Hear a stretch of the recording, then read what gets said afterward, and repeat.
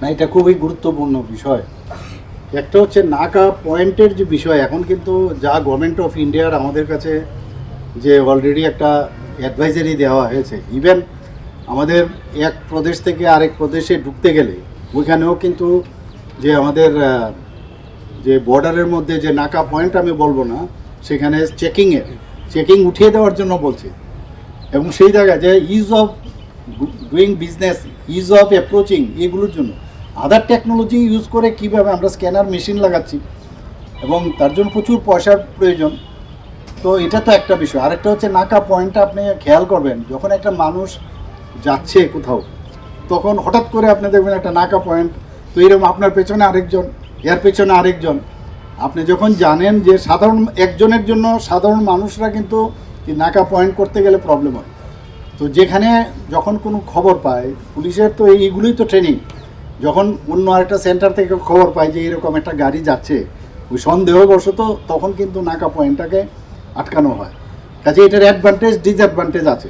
তবু আমি কয়েকটা জায়গার কিছু, যেমন দুর্ঘটনা যেখানে বেশি হয়, আমরা বলি না যে ব্ল্যাক স্পট, তো এক্স্যাক্টলি সেই জায়গার মধ্যে যেখানে এই ধরনের মাদক পাচারকারী বা যেসব জায়গার মধ্যে মদ্যপান করে কোথাও বেশি চলাচল করে, এখন তো যেহেতু গাড়ি আমরা বাড়িয়েছি, নিশ্চয়ই এখানে মোটর সাইকেলও দেওয়া হয়েছে। আমি ডিজি সাহেব আছে, এগুলো তো আমরা নিশ্চয়ই দেখব। তাছাড়া এখানে এখন আমাদের যে ক্যামেরা সিস্টেমগুলো, সেগুলো যদি আমরা আরও বাড়ানো আছে সেখান থেকে, তবেই তো অ্যারেস্টও হয় কিন্তু ঘটনার পরে।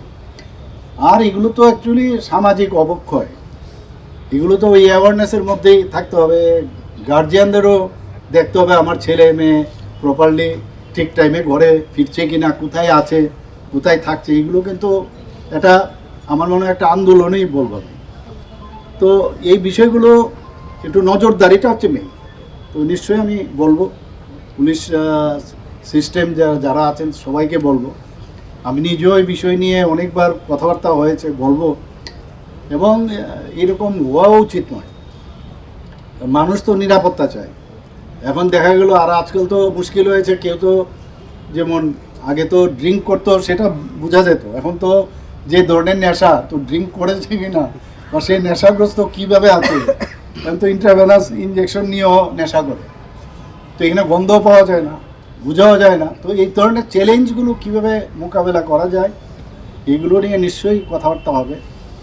আমাদের কাছে নাগরিক সুরক্ষাটা হচ্ছে সবচেয়ে বড়। নিশ্চয়ই দেখবো, আপনার ভালো সাজেশন দিয়েছে, আরও দেখা যাক কোথাও। এখন সমস্যা হচ্ছে আপনি প্রতি 1 ফিট পর পর আপনি দেখতে পারবেন। আপনি যখন পাস করছেন তখন হয়তো এর আগে বোধহয় পুলিশ চলে গেছে সেখানে।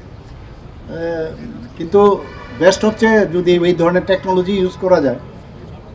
আর পুলিশ কতবার সেখানে গেছে, ডিজি সাহেব আছেন, এগুলো শুনেছেন, কোনো মোবাইল পুলিশ ভ্যান গেছে কি না, কতবার টহল দিয়েছে, এগুলো তো নিশ্চয়ই দেখবো আমরা। স্যার, বিভিন্ন স্টেটে